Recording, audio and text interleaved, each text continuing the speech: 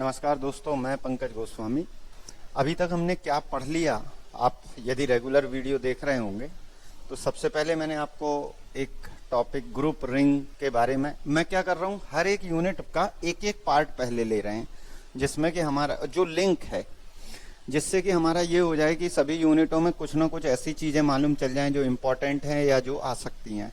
तो एक टॉपिक हमने ग्रुप रिंग, सब रिंग, ये सभी बता दिया। दूसरा फिर मैंने यूनिट 3 ली थी। पहले यूनिट 8 थी एब्स्ट्रैक्ट अलजेब्रा, फिर यूनिट 3 थी मैट्रिक्स डिटर्मिनेंट, वो हमने पूरी कर ली। उसके बाद फिर मैंने कल आपको लीनियर अलजेब्रा बताया था, यूनिट 7 थी, उसका एक पार्ट हो गया था जिसमें आइगन वैल्यू, आइगन वेक्टर, इनके बारे में बात हुई थी, होमोजीनियस, नॉन होमोजीनियस। आज हम लोग यूनिट 11 के बारे में बात कर रहे हैं, जो कि है एडवांस्ड कैलकुलस। यूनिट 11 और यूनिट 12 आप सिलेबस देखेंगे तो बहुत लेंदी लिखी हुई है, ठीक है। तो हमारे प्रयास है कि उनका एक एक पार्ट ऐसा कुछ करा दिया जाए जिससे कि हर एक यूनिट में आपके पास ये मालूम हो कि भाई ये बन जाता है। मैं अभी भी बोल रहा हूँ, मैंने वो पोर्शन लिए हैं जो बीएससी में आते हैं। बाकी यदि आप 11-12 के पोर्शन देखेंगे, जैसे ट्रिग्नोमेट्री है या मैट्रिक्स डिटर्मिनेंट का इजी फॉर्म है, वो सब आप भी थोड़ा बहुत प्रयास कर सकते हैं। हम लोग लास्ट में उनको देख लेंगे, पहले हम उन टॉपिक्स को देख रहे हैं जो आपको प्रॉब्लम करती हैं। तो हेडिंग डालेंगे यूनिट 11 और इस यूनिट का नाम है एडवांस्ड कैलकुलस। तो इसमें क्या होता है, स्टार्टिंग जो हुई है, एक चीज बताना चाहता हूं कि इसमें जो क्वेश्चन होते हैं, जो भी हम बीएससी के पोर्शन में पढ़ते हैं, यदि मैं आपको प्रैक्टिकल समझा दूं तो वो क्वेश्चन आपको ऐसा लगेगा अरे ये तो इतनी आसान बात थी, लेकिन जब एग्जाम में जाएगा तो वहां पे जब डेफिनेशन वगैरह पूछेंगी तो वो उसी सिंटेक्स में होंगी जैसी बुक में दी हैं, तो इसलिए मुझे भी उस सिंटेक्स में बताना पड़ता है। जैसे एक वर्ड यहाँ पे हम सबसे पहले पढ़ेंगे, सीक्वेंस। सीक्वेंस को हिंदी में कहते हैं अनुक्रम। तो किसी ने पूछ लिया एक सामान्य भाषा में कि अनुक्रम क्या होता है, तो मैंने एक एग्जांपल लिख दिया कि भाई देखिए 1 2 3 4 ये मेरा अनुक्रम है, एन चलता जा रहा है, for n equal to 1 to infinite, ये चलता जाएगा, ये खत्म नहीं होगा, ठीक है। लेकिन यदि मैं ऐसा कुछ लिख दूं 1/2, 1/3, 1/4, 1/5 अप टू 1/n, ये सब किसके एग्जाम्पल हैं? ये अनुक्रम के एग्जाम्पल हैं। तो अब यहाँ पे हम अनुक्रम का क्या करेंगे, योग करेंगे। यदि मैं इसको जोड़ूं और n की जो लिमिट है 1 से लेके इनफाइनाइट तक है, तो आप ये समझ पाएंगे कि इसको जोड़ना संभव नहीं है, क्योंकि कितने एलिमेंट आएंगे ये मुझे नहीं जानकारी है। तो यानी इसकी सीमा जो है, सीमा यानी लिमिट निश्चित नहीं है। लेकिन जब आप इसको जोड़ते जाएंगे, आप देखिए ये इससे छोटी वैल्यू ये है, इससे छोटी वैल्यू ये है, इससे छोटी वैल्यू ये है, ये निरंतर क्या होता जा रहा है, छोटा होता जा रहा है। और एक समय आएगा कि ये छोटा होते होते क्या हो जाएगा, 0 हो जाएगा। तो आप बोलोगे कि इस अनुक्रम को जोड़ने पर इसकी लिमिट क्या आ रही है, 0 आ रही है, सही बात है। और इस अनुक्रम को जोड़ने पर इसकी लिमिट कंफर्म नहीं है कि क्या आएगी। तो मैथ्स की भाषा में जिसकी लिमिट निश्चित होती है उसे अभिसारी कहते हैं, कन्वर्जेंट बोलते हैं, और जिसकी लिमिट निश्चित नहीं होती है उसे अपसारी या डाइवर्जेंट बोलते हैं। तो ये मैंने अपने शब्दों में बताया। लेकिन यदि जब एग्जाम देने जाओगे तब यदि अनुक्रम की परिभाषा पूछी जाएगी तो आप क्या बोलोगे कि भाई ये अनुक्रम है? नहीं, उधर पे आपको एक सिस्टमेटिक डेफिनेशन लिखते बननी चाहिए। वो डेफिनेशन मैं आपको बता रहा हूं। मैंने अभी आपको प्रैक्टिकल ये बताया कि कोई टफ चीज नहीं पढ़ रहे हैं हम लोग, ये हम पहले भी पढ़ चुके होंगे, ठीक है।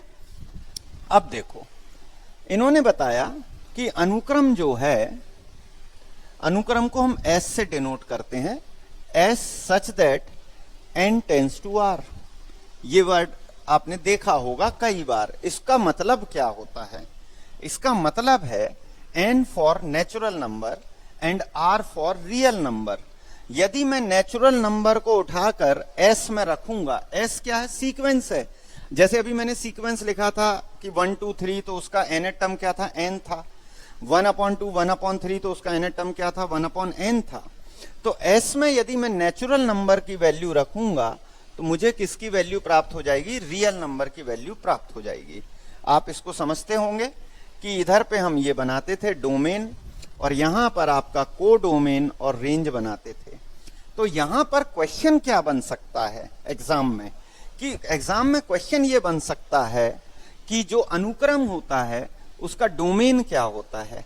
तो अनुक्रम का डोमेन जो है नेचुरल नंबर है, और अनुक्रम की जो रेंज है या कोडोमेन पूछेगा तो वो क्या बोलोगे आप? Real number. देखो साधारण एग्जाम्पल बताने में दिक्कत नहीं हुई, लेकिन जब मेथड पे आया, पूरी प्रोसेस पे आया, तो मुझे क्या लिखना पड़ा? अनुक्रम की definition as such that n tends to r where n is natural number and r is real number. तो अब आपको यहां पे क्वेश्चन समझ में आ गया होगा कि अनुक्रम का डोमेन जो होता है वो नेचुरल नंबर होता है, और रेंज जो होती है वो क्या होती है? हमारी रियल नंबर होती है। तो इसको डिफाइन कैसे करते हैं? ऐसा लिखते हैं, अनुक्रम Sn n equal to 1 to infinite एक अनुक्रम होता है यदि उसका डोमेन n हो, यदि उसका डोमेन n हो और उसका प्रांत या कोडोमेन या रेंज कुछ भी होगा यहाँ पे, वो क्या होता है? नेचुरल नंबर होता है। ये बात समझ में आ गई होगी, इसमें कोई दिक्कत नहीं है। आराम से जितना मैं बोल रहा हूं, मैं सिलेक्टेड चीज बोलता हूं कि यही चीज एग्जाम में पूछ सकता है यहां पर। अब अगली चीज है अनुक्रम की सीमा। अनुक्रम की सीमा, लिमिट ऑफ सीक्वेंस। अनुक्रम की सीमा या अनुक्रम की लिमिट। अभी मैंने एग्जांपल बताया था कि 1 2 3 लिया था तो उसकी कोई लिमिट निश्चित नहीं थी, लेकिन जब मैंने अनुक्रम 1/2 1/3 1/4 लिया था तो उसकी लिमिट निश्चित थी, 0 की तरफ जा रही थी। तो इसका मतलब लिमिट को डिफाइन कैसे करेंगे? तो एक लाइन में लिख लीजिएगा कि लिमिट जो होती है वो क्या होती है कि एक अनुक्रम Sn where n equal to 1 to infinite, Sn where n equal to 1 to infinite के लिए एक कैपिटल L इस प्रकार से होना चाहिए, एक कैपिटल L इस प्रकार से होना चाहिए कि Sn minus L is always less than epsilon I, where epsilon क्या होता है? ग्रेटर देन 0 होता है, कोई भी नंबर रख सकते हो आप। तो Sn क्या होगा? n आप उधर पे नेचुरल नंबर पुट करोगे तो हमको क्या मिल जाएगा? रियल नंबर मिलेगा। वो बोल रहे हैं कि एक L ऐसा होना चाहिए कि उसको यदि अनुक्रम के प्रत्येक पद से घटाया जाए तो वो किसी ना किसी से क्या आना चाहिए? छोटा आना चाहिए। यदि वो किसी से छोटा आ रहा है तभी तो वो लिमिट कहलाएगा। यदि वो उससे किसी से छोटा होगा ही नहीं तो वो फिर क्या नहीं बन सकता? लिमिट नहीं बन सकता। तो डेफिनेशन क्या है? इस टाइप का आपको याद ध्यान देना है। L क्या है? अनुक्रम की सीमा है। Sn क्या है? हमारा अनुक्रम है। एप्सिलॉन क्या है? एप्सिलॉन हमारी कोई भी पॉजिटिव वैल्यू है, 1 2 3 4 कुछ भी रख सकते हो।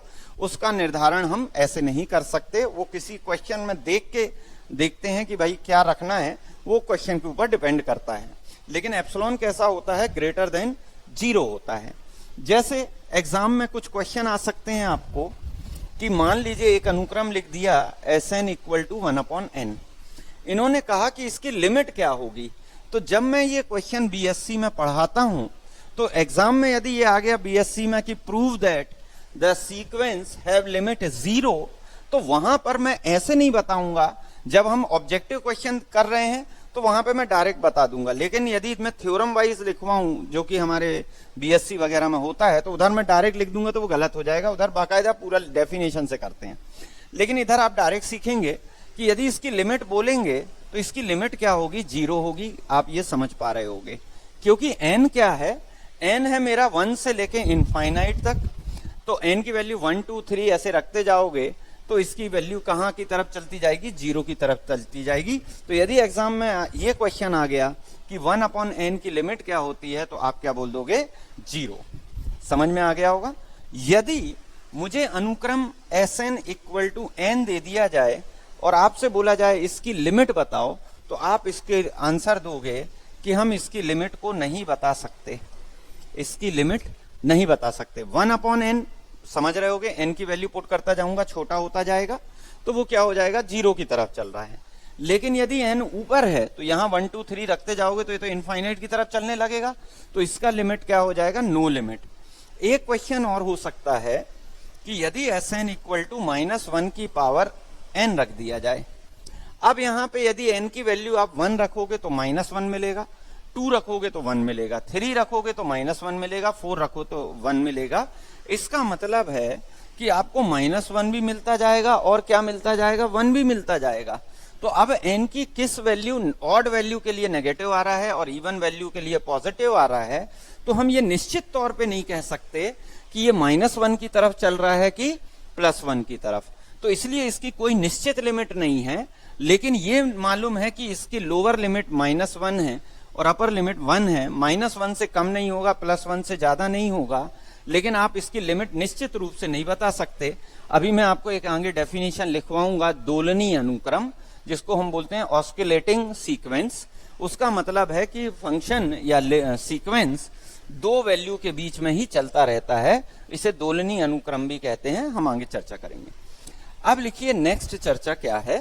तो आपसे किसी ने बोला इसकी लिमिट, तो आपने बता दिया 0, इसकी नो लिमिट, इसकी भी आप बोल दोगे कि लिमिट निश्चित नहीं है। इतने में कोई डाउट नहीं होना चाहिए। अब और अनुक्रम की सीमा देखो, सबसे पहले मैंने आपको अनुक्रम की डेफिनेशन बता दी, अनुक्रम की सीमा बता दी। अब अनुक्रम की सीमा के कुछ एप्लीकेशन है, कुछ प्रमेय है, उनको आपको याद रखना है। तो उम्मीद है ये आपको समझ में आ रहा होगा। मैं थोड़ी सी लैंग्वेज इजी करके बोलता हूं कि ये चीजें आपकी समझ में आए, आपको थोड़ा इंटरेस्ट आए, क्योंकि जनरली हम इस मैथ से दूर भागते हैं, क्योंकि ये कैसी मैथ्स है, एब्स्ट्रैक्ट मैथ्स है, दिखती नहीं है ये हमको सामान्य जीवन में। नेक्स्ट है, अब यहां पे एक थ्योरम याद रखिएगा कि अनुक्रम की सीमा अद्वितीय होती है। इसका मतलब क्या है कि यदि कोई अनुक्रम लिया है तो उसकी जो लिमिट होती है वो एक ही होगी। ऐसा नहीं है कि अनुक्रम इस साइड भी जाएगा उस साइड भी जाएगा, तो फिर तो वो लिमिट ही नहीं है। उसकी लिमिट का मतलब होता है सीमा, कि एक निश्चित दिशा की ओर या निश्चित वैल्यू की तरफ चल रही है, तो वो वैल्यू क्या होती है, अद्वितीय होती है। तो अद्वितीय का मतलब होता है यूनिक। यूनिक के ऊपर आपने कई थ्योरम देखे हैं, ग्रुप में भी देखा है कि तत्समक अवयव यूनिक होता है, प्रतिलोम अवयव यूनिक होता है, रिंग में भी आपने पढ़ा हुआ है, ठीक है। सिमिलरली यहां पर भी आप पढ़ रहे हो कि अनुक्रम की सीमा अद्वितीय या यूनिक होती है। इसका मतलब है अनुक्रम की केवल एक सीमा होती है, अनुक्रम की दो सीमाओं का अस्तित्व नहीं है। तो अब यदि मैं इसका प्रूफ देखूं तो आपने बीएससी में इसका प्रूफ है, तो उधर मुझे सिंटेक्स भी याद है कि हमने मान लेते हैं कि अनुक्रम की दो सीमाएं हैं, कॉन्ट्राडिक्शन ले लेते हैं, एक ले लेते हैं कैपिटल एल और एक ले लेते हैं कैपिटल एम। मान लिया था हमने एल और एम दो सीमाएं हैं, और बाद में लास्ट में हम इनको इक्वल प्रूफ कर देते हैं। तो इसका मतलब एल और एम एक ही हैं, यानी अनुक्रम की सीमा क्या होती है, एक ही होती है। तो ये बातें समझ में आ रही होंगी आपको। नेक्स्ट लिखिएगा, अब है ऊपरी परिबद्ध अनुक्रम। ऊपरी परिबद्ध अनुक्रम। तो किसी ने आपसे पूछ लिया कि ऊपरी परिबद्ध अनुक्रम क्या होता है, तो आप उसको क्या समझाएंगे कि एक मान लिया मैंने अनुक्रम है S, जो कि इस प्रकार से डिफाइन है, Sn n equal to 1 to infinite. ये एक अनुक्रम है, और यहां पर एक capital M belongs to R इस प्रकार है। कैपिटल M क्या है, कोई एक वैल्यू है जो कि हमेशा Sn से बड़ी या बराबर है, तो ये अनुक्रम ऊपरी परिबद्ध अनुक्रम कहलाता है। ऊपरी परिबद्ध यानी बड़ा, यानी अनुक्रम किसी ना किसी से क्या होता है, छोटा होता है, तो उसे हम क्या कहते हैं, ऊपरी, उस वैल्यू को क्या कहते हैं, ऊपरी वैल्यू बोलते हैं, और उस अनुक्रम को बोलते हैं ऊपरी परिबद्ध अनुक्रम। जैसे कि आप एक एग्जांपल ले सकते हो, अभी मैंने आपको बताया था कि 1/2 1/3 अप टू ये 1/n, यदि इसकी आप लिमिट क्या बोली थी मैंने, 0, तो ये हमेशा किसी ना किसी वैल्यू से छोटा होगा। तो मैंने बोल दिया कि ये किससे छोटा है, 1 से। तो ये अनुक्रम कैसा कहलाएगा, मेरा ऊपरी परिबद्ध अनुक्रम कहलाएगा। क्या ये बातें समझ में आ रही होंगी। सिमिलरली एक और डेफिनेशन है, सेकंड डेफिनेशन लिखिए, निम्न परिबद्ध अनुक्रम। निम्न परिबद्ध अनुक्रम इसको क्या बोलते हैं, अपर बाउंडेड सीक्वेंस, और इसको बोलते हैं लोअर बाउंडेड सीक्वेंस। तो इसकी डेफिनेशन भी आप समझ रहे होगे, स्टार्टिंग तो यही रहेगी कि S N equal to 1 to infinite. इधर कैपिटल एम के बदले हम क्या लेते हैं, स्मॉल एम लेते हैं। तो कोई ना कोई वैल्यू ऐसी होती होगी स्मॉल एम, जिससे कि हमारा अनुक्रम की वैल्यू क्या होती होंगी, बड़ी होती होंगी। तो ये वैल्यू क्या कहलाती है, निम्न वैल्यू, और अनुक्रम को कहते हैं निम्न परिबद्ध वैल्यू। अभी जैसे मैंने आपको बताया था कि 1/n हमेशा किससे छोटा या बराबर हो सकता है, 1 से, सही बात है। और एक और बात बताई थी कि ये इसकी लिमिट 0 है, तो ये हमेशा किससे बड़ा हो सकता है, 0 से बड़ा हो सकता है, क्योंकि 0 की तरफ तो चल रहा है ना वो। तो या तो ये इसकी निम्न वैल्यू होती है और ये इसकी क्या कहलाती है, ऊपरी वैल्यू कहलाती है। तो ये डेफिनेशन याद रखेंगे। तो यदि कोई अनुक्रम ऊपरी भी है और निम्न भी है, तो एक डेफिनेशन और आएगी, परिबद्ध अनुक्रम। परिबद्ध अनुक्रम को हम बोलते हैं बाउंडेड सीक्वेंस। तो किसी ने आपसे पूछ लिया कि बाउंडेड या परिबद्ध अनुक्रम क्या होता है, तो आप बोलोगे ऐसा अनुक्रम जिसमें एक निम्न परिबद्ध भी हो और वही का वही अनुक्रम ऊपरी परिबद्ध भी हो।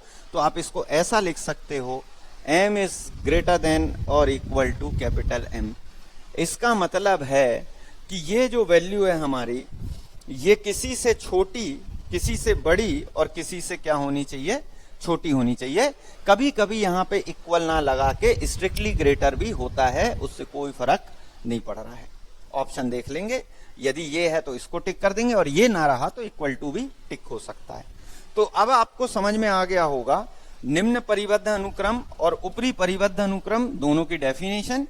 और यदि कोई अनुक्रम निम्न और ऊपरी दोनों होता है तो उसको हम क्या कहते हैं, परिबद्ध अनुक्रम कहते हैं। जैसे अभी मैंने एक एग्जांपल बताया कि 0 से 1/n बड़ा है और ये 1 से छोटा है, यानी ये जो अनुक्रम है ये परिबद्ध अनुक्रम है, जो कि 0 और 1 के बीच में ही चलेगा। इतना समझ में आ गया होगा, इसमें कोई डाउट, कुछ समस्या नहीं होनी चाहिए। अब लिखेंगे नेक्स्ट डेफिनेशन। नेक्स्ट डेफिनेशन है अभिसारी अनुक्रम। अब यहां से इंपॉर्टेंट काम चालू हो गया। अभी हम अनुक्रम बोल रहे थे, अब हम बोलेंगे अभिसारी अनुक्रम। अभिसारी अनुक्रम, इसको हम बोलते हैं कन्वर्जेंट सीक्वेंस। इसको क्या बोलते हैं, कन्वर्जेंट सीक्वेंस बोलते हैं। यदि किसी ने बोल दिया, मैंने पहले भी बताया था, यदि किसी अनुक्रम की सीमा होती है, निश्चित सीमा होती है, तो वो अनुक्रम क्या कहलाता है, अभिसारी होता है। यदि आप इसको डेफिनेशन में लिखेंगे तो आप बोलोगे कि एक अनुक्रम Sn n equal to 1 to infinite अभिसारी अनुक्रम होता है यदि उसकी एक निश्चित सीमा क्या हो, L हो। यानी यदि किसी अनुक्रम की एक निश्चित सीमा है तो वो अनुक्रम क्या कहलाता है, अभिसारी अनुक्रम कहलाता है। आप यहां पर यह भी लिख सकते हो, अभी मैंने आपको बताया था कि ये हमेशा किसी ना किसी से क्या होगा, छोटा होगा। फॉर एग्जाम्पल, मान लीजिए मैंने एक अनुक्रम ले लिया Sn इक्वल टू 2n/n+3। यदि मैं इसको बीएससी के बैच में पढ़ाता हूं तो इसको स्टेप बाय स्टेप लिखवाऊंगा, लेकिन चूंकि हमारा एग्जाम ऑब्जेक्टिव है तो वहां पर आपको मेथड का कोई मतलब नहीं है। किसी ने पूछ लिया कि ये अभिसारी है कि नहीं है, आप जानते हैं लिमिट, 12th क्लास में आपने लिमिट पढ़ा होगा, उधर पे ये पढ़ा है। यदि यहां से n कॉमन ले लूं तो ये हो जाएगा 1 + 3/n। अब यहां पे मैंने n की वैल्यू क्या पुट कर दी है, इनफाइनाइट। ये n कैंसिल हो जाएगा, तो n की वैल्यू इनफाइनाइट पुट कर दोगे तो ये 0। इनफाइनाइट क्यों पुट कर दी, क्योंकि n की वैल्यू 1 से लेके इनफाइनाइट तक है। तो इसको सॉल्व करने पे क्या आ गया, मेरा 2 आ गया, जो कि एक निश्चित वैल्यू है, यानी इसकी सीमा क्या है, 2 है। तो आप एक सीमा बता सकते हो, इसीलिए ये क्या है, अभिसारी अनुक्रम होता है। यहां पर भी एक थ्योरम बन सकता है कि अभिसारी अनुक्रम की एक निश्चित सीमा होती है। इसका आंसर 2, लिमिट इसकी 2 ही है, 2 से बड़ा इसका आंसर नहीं हो सकता। ये बातें समझ में आ रही होंगी, इसमें कोई डाउट नहीं होना चाहिए, समझ गए होंगे। तो यहां पे 2 थ्योरम याद करिए। पहला कि अभिसारी अनुक्रम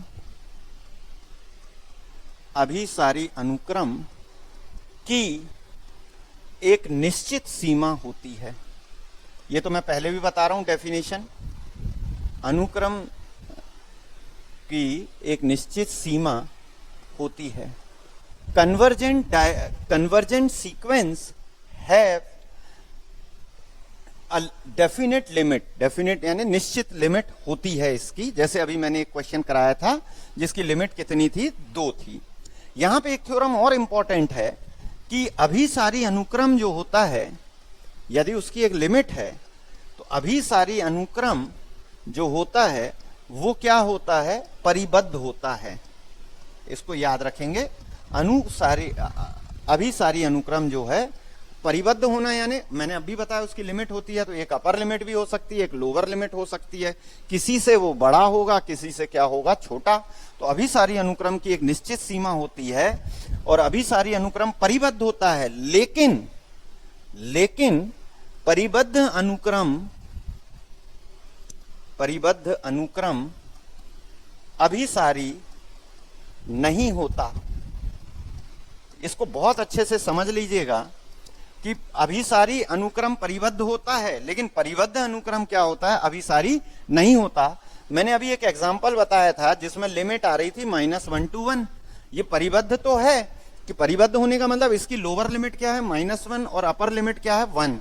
ये 1 से ज्यादा नहीं जा रहा है, -1 से कम नहीं हो रहा, लेकिन इसकी एक निश्चित सीमा नहीं बता सकते कि इसकी निश्चित सीमा -1 है कि 1 है। तो इसका मतलब है ये परिबद्ध है लेकिन अभिसारी नहीं है। तो अब आप यह याद क्या करेंगे, अभिसारी अनुक्रम परिबद्ध होता है लेकिन परिबद्ध अनुक्रम अभिसारी हो ये आवश्यक नहीं है।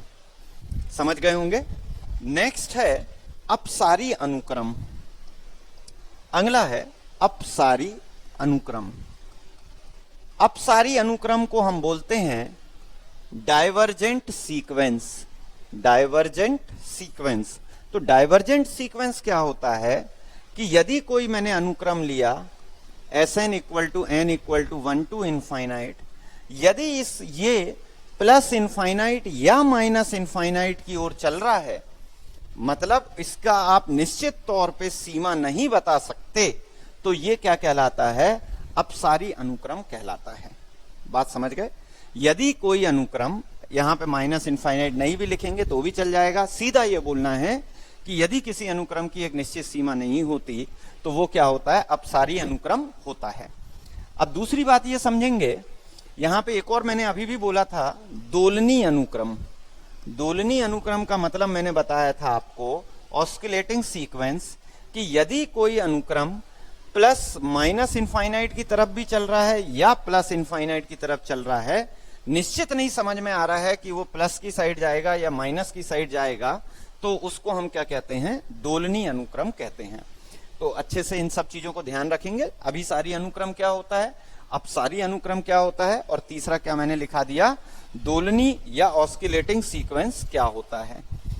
जैसे कुछ छोटे छोटे क्वेश्चन भी आ सकते हैं आपको।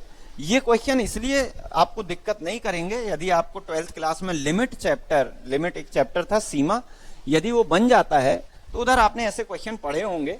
जैसे एक क्वेश्चन लेता हूं मैं, limit n tending to infinite, limit n tending to infinite 3n² - 6n, 3n² - 6n upon 5n² + 4। किसी ने पूछ लिया आपसे कि आप बताइए कि ये अभिसारी है, कन्वर्जेंट है, अपसारी है या ऑस्किलेटिंग है, कैसा अनुक्रम है ये। जबकि हम 12th क्लास में इसको सिर्फ सॉल्व करना आएगा, लेकिन जब यही क्वेश्चन हमारा बीएससी लेवल पे आ रहा है, जो कि आपका पेपर वर्ग 1 का है, तो वहां पर ये सीधे सीधे नहीं आएगा कि इसको सॉल्व करके बताओ। यदि कोई पढ़ा रहा है वैसा तो वो ठीक है, आपको अभी अच्छा लग सकता है, लेकिन आना ऐसा है कि ये कैसा अनुक्रम है ये पूछा गया है। तो अब आपने ऊपर से इधर से n² को बाहर ले लिया और ऊपर से भी n² को बाहर ले लीजिए, तो ये हो जाएगा 3 - 6 अपॉन n², और इधर पे भी आपने n² कर दिया तो 5 + 4 अपॉन n²। 4n नीचे नहीं है मेरे ख्याल से, हाँ। अब आपने ये कैंसिल हो गया, यदि लिमिट पुट कर दी तो ये 0 हो जाएगा, तो आंसर क्या आएगा, 3/5। तो इसका एक निश्चित आंसर आ रहा है, इसीलिए ये अनुक्रम कैसा अनुक्रम है, अभिसारी, कन्वर्जेंट। यदि एक निश्चित आंसर नहीं आता तो आप बोल देते ये डाइवर्जेंट है, और यदि इसके आंसर दो दिशाओं में चल रहे होते कि या तो ये होगा या ये होगा, तो फिर वो क्या कहलाता? दोलनी अनुक्रम कहलाता। इतने में उम्मीद है आपको समझ में आ गई होंगी बातें। नेक्स्ट है, अगली चर्चा है एकदिष्ट वर्धमान अनुक्रम। एकदिष्ट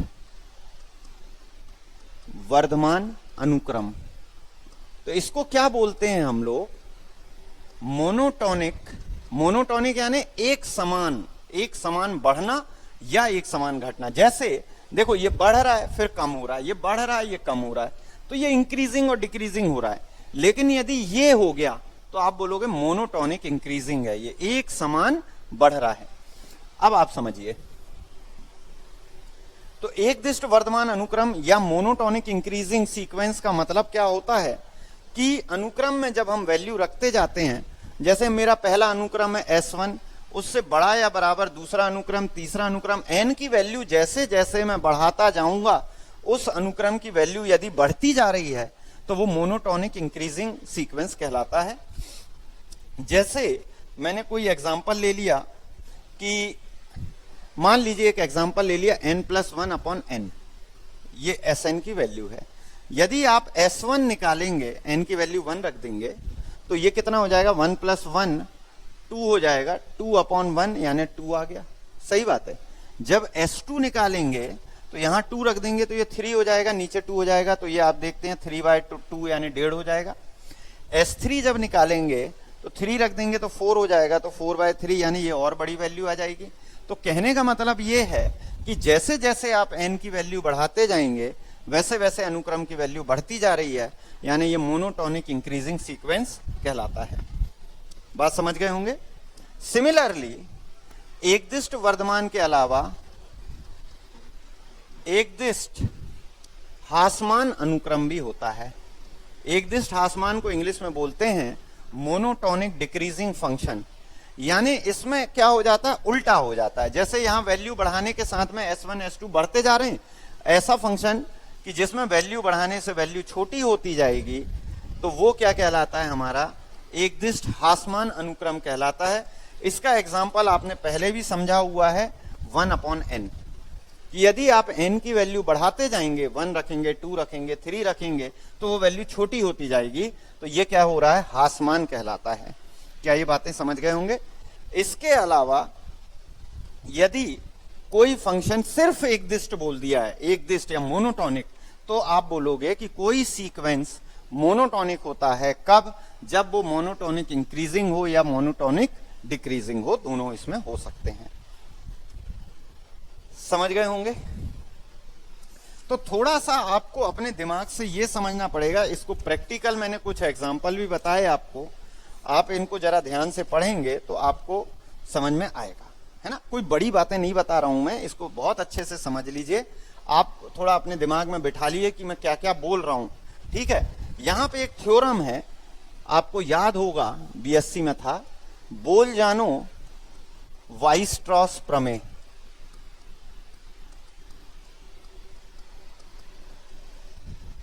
बोल-जानो वाइस्ट्रॉस प्रमेय क्या होता है? बोल-जानो वाइस्ट्रॉस प्रमेय क्या होता है? तो इसका स्टेटमेंट बस पढ़ना है आपको, शायद बीएससी में इसका थ्योरम प्रूफ हो सकता है। इसका स्टेटमेंट क्या है कि प्रत्येक परिबद्ध अनुक्रम का एक निश्चित सीमा बिंदु होता है। बात वही की वही कही जा रही है, सिर्फ शब्द आगे पीछे हो रहे हैं। प्रत्येक परिबद्ध अनुक्रम का एक निश्चित सीमा बिंदु होता है। समझ गए कि एवरी बाउंडेड सीक्वेंस, परिबद्ध अनुक्रम यानी बाउंडेड सीक्वेंस का एक लिमिट पॉइंट निश्चित होता है। लिमिट होती है तो एक लिमिट पॉइंट भी होता होगा, है ना। अब लिखिए, नेक्स्ट है कॉची का अनुक्रम। कॉची का अनुक्रम क्या होता है? कॉची का अनुक्रम, इसकी स्पेलिंग है CAUCHY, कॉची का अनुक्रम। तो कॉची का अनुक्रम क्या होता है? उसमें भी कोई बड़ी बात नहीं बताई गई है। अभी हम एक अनुक्रम ले रहे थे Sn, अब इसमें अनुक्रम के आसपास की एक वैल्यू और ले लेते हैं Sm। तो लिखिएगा कि एक अनुक्रम Sn n equal to 1 to infinite Cauchy अनुक्रम कहलाता है यदि आप एक वैल्यू Sn के रिस्पेक्ट में एक वैल्यू और Sm ले लो जो कि हमेशा किसी से छोटा हो। ये हमारा क्या कहलाता है, कोसी अनुक्रम की डेफिनेशन है। कभी कभी किसी बुक में ऐसा भी लिखा हो सकता है। तो ये क्या बता रहा है, एक वैल्यू मैंने n ले ली है और एक वैल्यू n से अलग ले ली है, बड़ी वैल्यू आगे ले लेता हूं मैं। कोसी अनुक्रम ऐसा भी लिखा हो सकता है या फिर ऐसा भी लिखा हो सकता है, Sn plus P minus Sn is less than epsilon. मतलब यहां पे हमको अनुक्रम दो वैल्यू पे अलग अलग लेना पड़ेगा और उनका जो डिफरेंस है वो किसी ना किसी से क्या होता है, छोटा होता है। ये कोसी अनुक्रम कहलाता है। अब यहां पे फिर एक इंपॉर्टेंट थ्योरम आ रहा है कि जितने भी प्रत्येक अभिसारी अनुक्रम कोसी अनुक्रम होते हैं, प्रत्येक अभिसारी अनुक्रम कोसी अनुक्रम होता है। Every convergent sequence is an Kosi sequence. प्रत्येक अभिसारी अनुक्रम कोसी अनुक्रम होता है। समझ गए? वही के वही थ्योरम आएंगे, इनमें भी एक निश्चित लिमिट होगा। एक और याद आएगा आपको यह थ्योरम कि प्रत्येक कोसी अनुक्रम परिबद्ध होता है, बाउंडेड होता है, किंतु इसका जो विलोम है, विलोम यानी उल्टा, सत्य नहीं है। तो ये मैं पहले भी लिखा चुका हूं आपको। उधर पे थ्योरम था कि प्रत्येक अभिसारी अनुक्रम परिबद्ध होता है लेकिन परिबद्ध अनुक्रम अभिसारी नहीं होता है। यहां पर भी मैंने ये बताया कि प्रत्येक कोसी अनुक्रम परिबद्ध होता है लेकिन इसका विलोम सत्य नहीं है। तो ये बातें समझ में आ गई होंगी आपको। इतने में यदि कोई डाउट हो तो आप बता सकते हैं। अब देखिएगा नेक्स्ट क्या है। अब हम कुछ क्वेश्चन ले रहे हैं, एक और टेस्ट पहले बता दूंगा फिर आगे बढ़ाएंगे।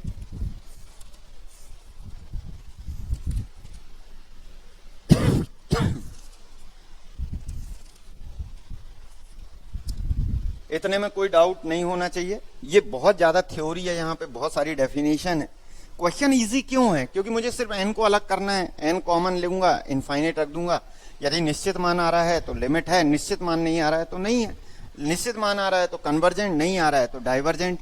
तो वो दिक्कत नहीं है, लेकिन दिक्कत यह है ये थ्योरम की और डेफिनेशन की। अब यहां पे कोशी के दो प्रमेय हैं। पहला है कोशी का सीमा संबंधी प्रथम प्रमेय, फर्स्ट थ्योरम। कोशी के दो थ्योरम है सीमा के ऊपर। तो पहला थ्योरम क्या है, कोशी का सीमा पर प्रथम प्रमेय। तो वो लिखिएगा, limit n tending to infinite an equal to क्या होता है, l होता है। ये कोशी का पहला प्रमेय है कि limit n tending to infinite. अब हम Sn के बदले क्या यूज करने वाले हैं, an हमारा कोशी सीक्वेंस पे डिनोट कर रहा है। तो इसका मतलब क्या होता है, इसका मतलब ये होता है कि limit n tending to infinite a1 plus a2, यदि मैंने कोई फंक्शन इस टाइप का ले लिया है, सीक्वेंस ले लिया है, मेरे मुंह से बार बार फंक्शन निकलता है, थोड़ा सिस्टम गड़बड़ हो गया है।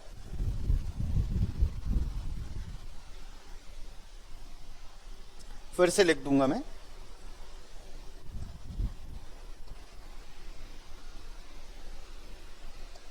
देखिए,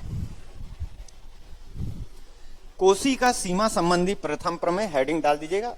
कोशी का पहला प्रमेय क्या है, limit n tending to infinite an equal to क्या होता है, l होता है। ये कोशी का पहला थ्योरम है और इसी को उन्होंने ब्रीफली और लिखा है, limit n tending to infinite a1 plus a2 plus a3 up to an upon n equal to क्या होता है, l होता है। इसको आप याद रखेंगे, ये कोशी का सीमा संबंधी प्रथम प्रमेय है। अगला लिखना है, हेडिंग डालेंगे, ये पहला प्रमेय। आप देखो 4 ऑप्शन दे देगा, कोशी का प्रथम प्रमेय क्या है, तो आपको ये मालूम होना चाहिए कि कोशी का प्रथम प्रमेय इसके बारे में बात बताता है। दूसरा हेडिंग 2, कोशी का द्वितीय प्रमेय, सीमा संबंधी कोशी का दूसरा थ्योरम क्या है वो लिखिए। तो कोशी का दूसरा थ्योरम है, limit n tending to infinite an plus 1 upon n equal to क्या होता है, l होता है। ये कोशी का an होता है, ये कोशी का सीमा संबंधी द्वितीय प्रमेय है कि, और ये L कैसा होता है, ग्रेटर देन 0 होता है, इसको लिख लीजिएगा। तो क्वेश्चन क्या बनाया जा सकता है कि कोशी का द्वितीय प्रमेय ये होता है विदर वेयर L कैसा होता है, greater than 0, less than 0, equal to 0, कुछ भी बोला जा सकता है। तो यहाँ पे L क्या होता है, ग्रेटर देन 0 होता है। तो ये मैंने आपको कोशी के दो प्रमेय बताए, पहला था सीमा संबंधी प्रथम प्रमेय और दूसरा था सीमा संबंधी द्वितीय प्रमेय। तो यदि आपको ऐसा लगता है कि इनके क्वेश्चन हो जाएं, तो देखो कुछ क्वेश्चन भी बताता हूं मैं। अब आगे हम लोग थ्योरी नहीं कर रहे हैं, क्योंकि अब इसके बाद की थ्योरी है फाइनाइट कन्वर्जेंट, इनफाइनाइट कन्वर्जेंट, फिर हमारे तुलना परीक्षण, कंपैरिजन टेस्ट, पी सीरीज, राबी टेस्ट, लॉगरिथमिक टेस्ट, ये सभी आने लगेंगे। तो वो एक अलग पार्ट है। आज की क्लास में हम लोग जितना भी ये कन्वर्जेंट, डाइवर्जेंट, ये जितनी भी प्रॉपर्टियां हैं इन सबको पढ़ लीजिएगा। कुछ क्वेश्चन देखो, देखते हैं। जैसे एक क्वेश्चन है, limit N tending to infinite, limit N tending to infinite 1/n, फिर लिखा हुआ है 2/1, 2/1 प्लस 3/2 प्लस 4/3। तो आप समझ रहे होंगे इसका जो n टर्म है वो n+1/n आ रहा है। अब इन्होंने क्या बोला कि ये प्रूफ करिए कि ये 1 आएगा, मतलब इसको सॉल्व करने पर क्या आना चाहिए, 1 आना चाहिए। उधर एग्जाम में क्या आएगा ये दे देगा, इसके इक्वल में क्या होगा। तो अब आपको यहाँ पे ये समझना है कि इसका जो सीक्वेंस है Sn जो है n+1/n है। पहली बात, ये Sn की वैल्यू है, समझ गए होंगे। अब आप क्या करेंगे, इसको यहाँ पे ये नहीं है, ये ऊपर n+1 आ रहा है, नीचे n आ रहा है। तो आपको क्या बताया अभी मैंने, limit n tending to infinite Sn निकालोगे तो इधर पे n बाहर आ जाएगा, तो 1+1/n ये कैंसिल हो जाएगा। आप n की वैल्यू इनफाइनाइट रख दोगे, वो 0 आ जाएगा। देखो ये 1 आ गया। तो सिंपल सी बात है, मैंने सिर्फ ऐसे करके बता दिया। यदि मैं बार बार बोल रहा हूं कि यदि मैं बीएससी के क्लास में ये सवाल कराऊंगा तो ऐसे नहीं लिखूंगा, वो पूरा समझाना पड़ेगा मुझे कि लिमिट। अब भी जैसे मैंने ये कोशी का कौन सा प्रमेय लगा हुआ है, द्वितीय प्रमेय लगा हुआ है। कोशी का द्वितीय प्रमेय क्या बताया था, an+1/an। तो an की जगह क्या है, n है। और देखो लिमिट 1 आई है ना, तो ये कैसी है, ग्रेटर देन 0। अभी मैंने लिखवाया था कोशी संबंधी द्वितीय प्रमेय जो था वो यही था। तो ये आपको समझ में आ गई होगी बातें। यहाँ पे एक प्रॉपर्टी है, आपको इसको याद भी रखना चाहिए। क्या है, प्रूफ भी है इसका वैसे, limit n tending to infinite 1+1/n की पावर जो 1+1/n की पावर n इक्वल टू क्या होता है, e होता है। इसको आपको याद रखना चाहिए, है ना। तो यहाँ पे आप ये समझ रहे होंगे कि ये 1/n है, तो पावर में n है। यदि यहाँ n होगा तो पावर में क्या हो जाएगा, 1/n हो जाएगा। पावर और अंदर जो वैल्यू है वो रेसिप्रोकल होगी। तो इसको आप ध्यान दीजिएगा। तो इसमें ऐसे क्वेश्चन हो सकते हैं। तो एग्जाम में कैसे क्वेश्चन आते हैं, देखो मैं कुछ क्वेश्चन लिखता हूं।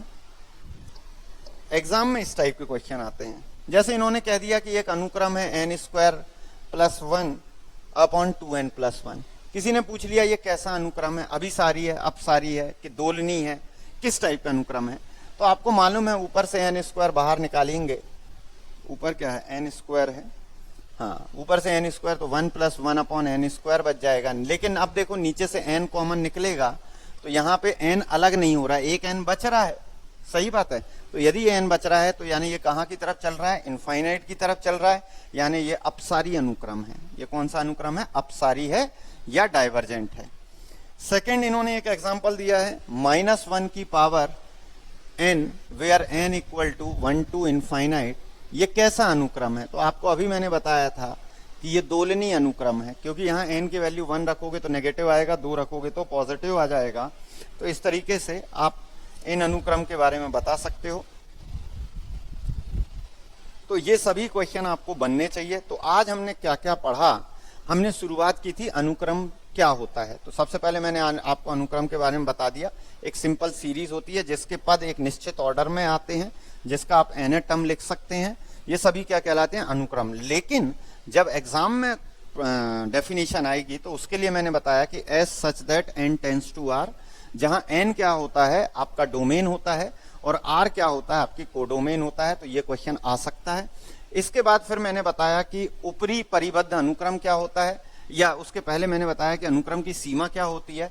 तो अनुक्रम की सीमा के बारे में मैंने बताया कि अनुक्रम में जब n की वैल्यू हम बढ़ाते जाते हैं तो वो एक निश्चित मान की तरफ चलती जाती है। जो निश्चित मान हमको प्राप्त होता है वो क्या कहलाता है, अनुक्रम की सीमा कहलाता है। इसके बाद फिर मैंने बताया ऊपरी परिबद्ध अनुक्रम क्या होता है, जिसकी डेफिनेशन मैंने बताई, Sn इज लेस देन और इक्वल टू कैपिटल M।